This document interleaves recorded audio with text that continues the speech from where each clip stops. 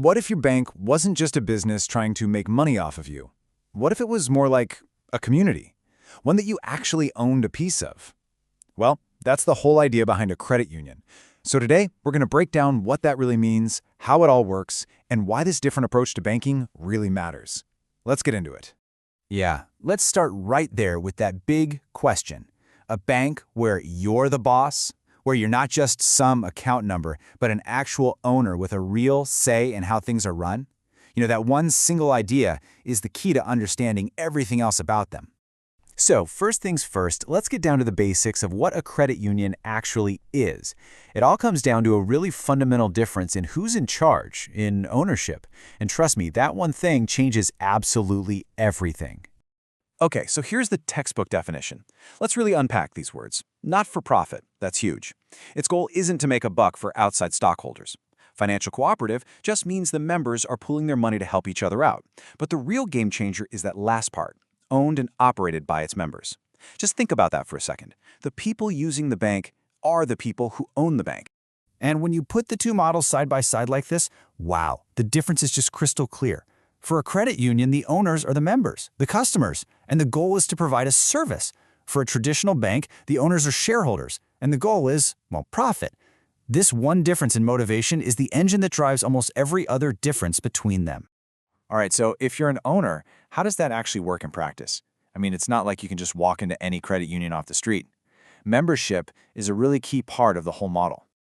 See, to join a credit union, you generally have to share what's known as a common bond with all the other members. This is the glue that holds it all together. It's this shared connection that makes it a community-focused institution instead of just being open to absolutely anyone. So what does a common bond actually look like? Well, it could be a whole bunch of things. Maybe you all live in the same neighborhood, or maybe you all work for the same company. It could even be belonging to the same organization, association, or even a place of worship. It's this shared identity that really forms the foundation of the credit union. The path to actually becoming a member is pretty straightforward. First, you've got to qualify through that common bond we just talked about. Second, you purchase an initial share. Now, this isn't some random fee. It's you literally buying a small piece of the institution, which officially makes you a part owner. And third, with that ownership comes power. You get one vote in how the whole thing is run. And that brings us to this incredibly powerful number 1. That is how many votes each and every member gets. It doesn't matter if you have $5 in your account or 5 million. It is a true one member, one vote democracy. Every single voice is equal. Okay, so we've got the structure down. It's a community-owned cooperative. But what does this unique model mean when it comes to risk? You know, especially when you're talking about really complex issues like financial crime and money laundering. So check this out.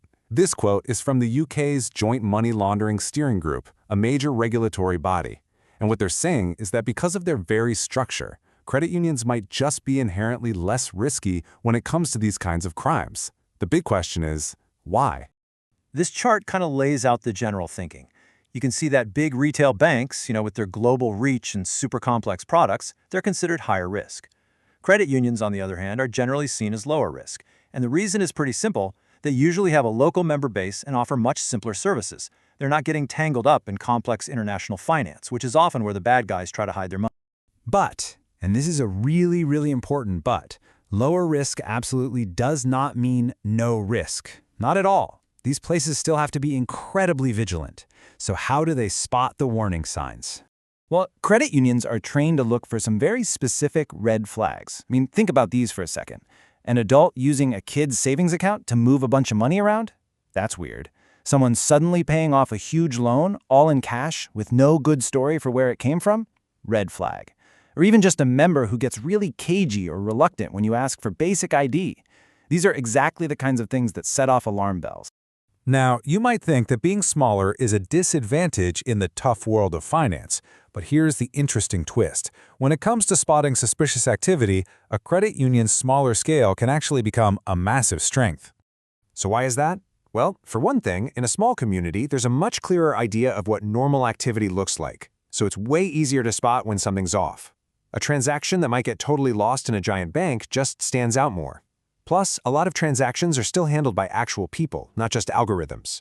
A human eye can catch nuance a machine might miss. And finally, if an employee does see something weird, There's a lot less red tape. They can raise that flag much more quickly.